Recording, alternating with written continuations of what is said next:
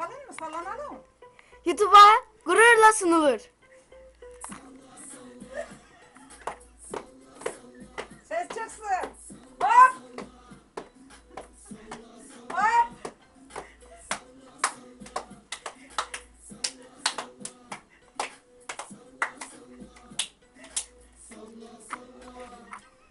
Mikrofonu kaptım, rapime coşuyor. Beni dinleyerek bu yöne doğru koşuyor.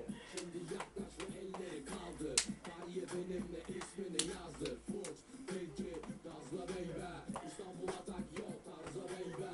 Hakkımı aldım, bu rap'e çağırdım. Noktayı koydum ve sizlere bağırdım. Önüme tıkladı, yazladım ha. Yolumu tıkladı, taşladım ha. Dondurmanı al ve çek git yo.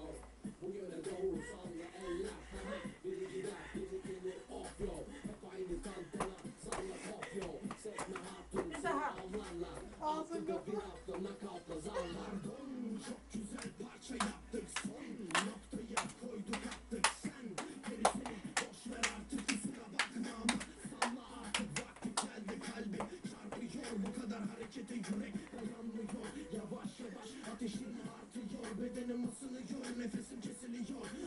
Kulise beklerim. Yalnız gelmeler.